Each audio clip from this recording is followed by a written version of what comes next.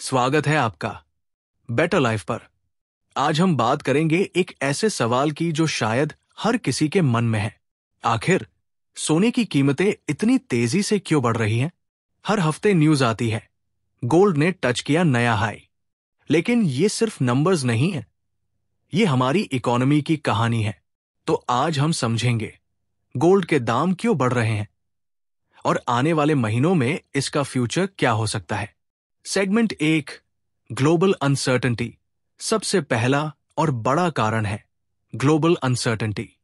जब दुनिया में स्टेबिलिटी कम होती है, इन्वेस्टर्स सुरक्षित इन्वेस्टमेंट ढूंढते हैं, और वो है गोल्ड। इसे कहते हैं सेफ हेवन एसेट। मतलब जब शेयर बाजार गिरता है, डॉलर कमजोर होता है या दुनिया में टेंशन बढ़ती है, तो लोग अपनी पूंजी बचाने के लिए गोल्ड में भागते हैं। उदाहरण के तौर पर जब रशिया यूक्रेन वॉर शुरू हुआ था, गोल्ड की कीमतें कुछ ही हफ्तों में 10-15% तक बढ़ गई।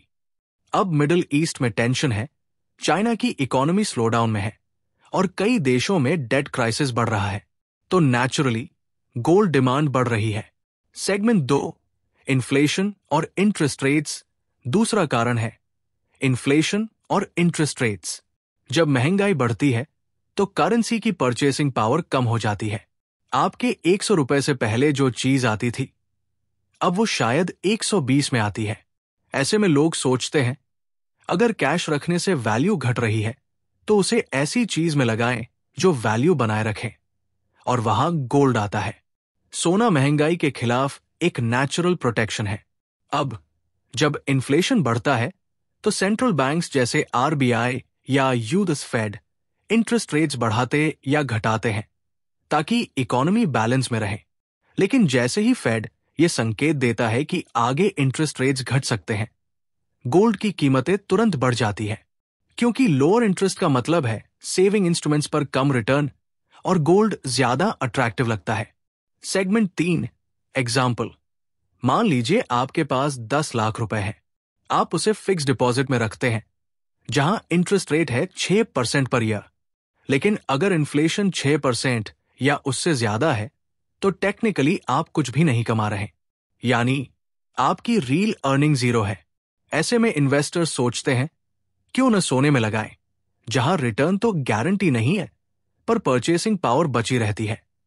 इस माइंडसेट के कारण जैसे ही इन्फ्लेशन की खबरें बढ़ती हैं, गोल्ड ऑटोमेटिकली चढ़ जाता है। सेगमेंट 4, रुपी वीकनेस इंडियाज रोल। तीसरा बड़ा फैक्टर है इंडियन रुपी की कमजोरी। गोल्ड इंटरनेशनल मार्केट में यूएस डॉलर में ट्रेड होता है, तो जब इंडियन रुपी डॉलर के मुकाबले गिरता है तो हमारे लिए इंपोर्ट महंगा हो जाता है। मान लीजिए $1 80 रुपए था और अब हो गया 84 रुपए, तो 1 आउंस गोल्ड के लिए हमें ज्यादा रुपए देने पड़ेंगे। भले ही ग्लोबल प्राइस स्टेबल हो, इंडिया में प्राइस ऑटोमेटिकली बढ़ जाता है, और भारत दुनिया का एक सबसे बड़ा गोल्ड कंज्यूमर है। हम हर साल करीब 700-800 टन सोना इंपोर्ट करते हैं, तो रुपी में जरा सी गिरावट गोल्ड की कीमतों को ऊपर भेज देती है। Segment 5, demand festivals.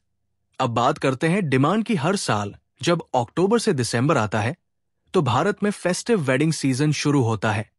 Diwali, Dhanteras, शादी विवाह, गिफ्ट्स, ज्वेलरी, हर घर में कोई न कोई सोना जरूर खरीदता है। डिमांड बढ़ी, सप्लाई लिमिटेड, तो प्राइसेस ऊपर जाना ऑलमोस्ट तय है।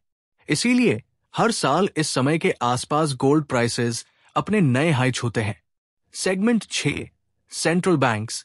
एक और इंटरेस्टिंग पॉइंट है, दुनिया भर के सेंट्रल बैंक्स खुद गोल्ड खरीद रहे हैं। 2023 और 2024 में सेंट्रल बैंक्स ने रिकॉर्ड लेवल पर सोना खरीदा है। टर्की, चाइना, इंडिया सब अपने रिजर्व्स में गोल्ड बढ़ा रहे हैं। क्यों? क्योंकि उन्हें भी डॉलर पर डिपेंडेंसी कम करनी है। अगर कल को ग्लोबल क्राइसिस हो तो गोल्ड उनके पास बैकअप की तरह रहेगा। जब सेंट्रल बैंक्स मैसिव क्वांटिटी में गोल्ड खरीदते हैं तो ग्लोबल डिमांड और बढ़ जाती है और प्राइसेस नेचुरली ऊपर जाते हैं।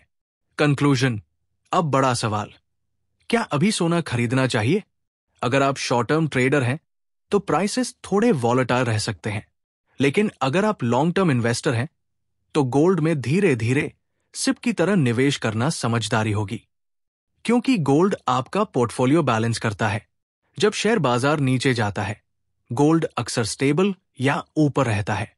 इसलिए ये एक सेफ्टी नेट की तरह काम करता है। तो दोस्तों, आज आपने जाना कि गोल्ड प्राइसेस क्यों बढ़ रहे हैं।